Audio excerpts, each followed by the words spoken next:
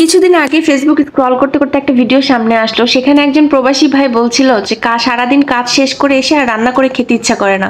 খুব সহজে যদি কোনো একটা কিছু বানানো যেত তাহলে হয়তো ডাল দিয়ে খুব শান্তিতে পরম মানে তৃপ্তিতে ভাত খেতে পারতো। তাদের জন্য আমার মনে হলো যে এই রেসিপিটা দেওয়া উচিত, কারণ এটা একদম সহজ, মানে যে কেউ বাচ্চা থেকে শুরু করে সবাই এটা বানাতে পারবে। তো আসসালামু আলাইকুম সবাইকে, শুভ নববর্ষের শুভেচ্ছা সবাইকে। সবাই কেমন আছেন?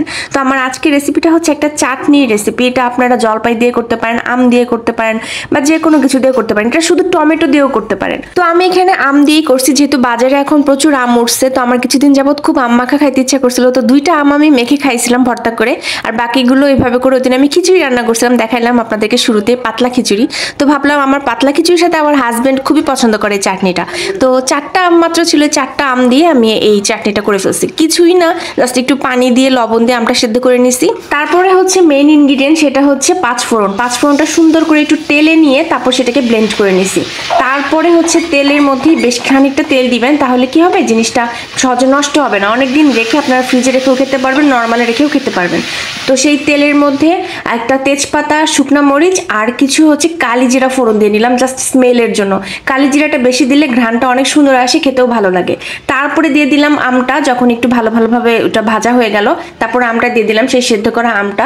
এখানে আমটাকে মানে কচলে নেওয়ার কোনো দরকার নেই, সেটাকে ভাজতে ভাজতে এটা অলরেডি গলে যাবে। জাস্ট 5 থেকে 7 মিনিট আমটাকে ভালোভাবে তেলের সাথে ভেজে নেবেন, যেন তেজপাতা তারপর কালি জিরার ঘ্রাণটা সুন্দরভাবে আমের সাথে মিশে যায়, তাহলে খেতেও ভালো লাগবে।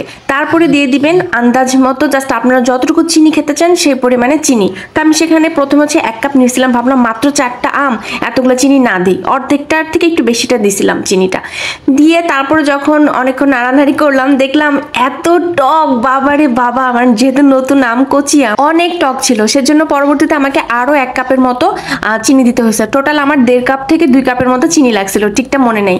তারপরে বেশ কিছুক্ষণ আমি চিনির সাথে মানে চিনিটা যেন মিশে যায় অতক্ষণ জাল করার পরে আমি সেখানে হচ্ছে শুকনা মরিচের গুঁড়া, তারপরে হচ্ছে চিলি ফ্লেক্স, সেটা তো হচ্ছে জাস্ট একটুখানি তেল ছাড়া শুকনা মরিচটাকে টেলে নিয়ে তারপর ব্লেন্ড করে নেবেন, তাহলে চিলি ফ্লেক্স রেডি হয়ে যাবে। তারপরে হচ্ছে শেষে মানে জাল করবেন আরো অনেকক্ষণ। এটাকে খুব বেশি যে জাল করতে হবে তাও না, আপনারা 10-15 মিনিট জাল দিলেই কিন্তু এটা সুন্দর একটা কালার চলে আসবে। তারপরে দেখেন লাস্ট এবং মেইন ইনগ্রিডিয়েন্ট যেটা, সেটা হচ্ছে পাঁচফোড়নের গুঁড়া। এটা দিবেন, এটা দিলে খুবই সুন্দর একটা স্মেল আসবে, তো আপনাদের ভাতটা খেতেও ভালো লাগবে। তো ট্রাস্ট মি গাইজ, এটা আপনারা ডালের সাথে খেতে পারেন, ঝোলের তরকারির সাথে খেতে পারেন, অথবা শুধু ভর্তার সাথেও খেতে পারেন, খুবই ভালো লাগবে। খিচুড়ির সাথেও খেতে পারেন। এটাকে আপনারা ইজিলি 1 থেকে 2 মাস খেতে পারবেন বাইরে রেখে, আবার ফ্রিজে রাখলে তো অনেক দিন থাকবে। তো যাই হোক, কেমন লাগলো রেসিপিটি অবশ্যই আমাকে জানাবেন। আমার রেসিপিটা যদিও আমার প্রবাসী ভাইদের জন্য ডেডিকেট করা, কিন্তু আপনারা যে কেউ এটা ইজিলি বানাতে পারবেন, আমার মতো যারা বিশেষ করে আনাড়ি। তো এই রেসিপিটা আমি আমার খালামুনির কাছ থেকে শিখছি। আমার খালামুনি সবসময় বানায়, টমেটো দিয়ে বানায়, খুবই মজা হয়। আপনারা যদি আম বা জলপাই না পান, সেক্ষেত্রে আপনারা টমেটো দিয়েও বানাতে পারবেন, খুবই মজা। অবশ্যই জানাবেন কিন্তু।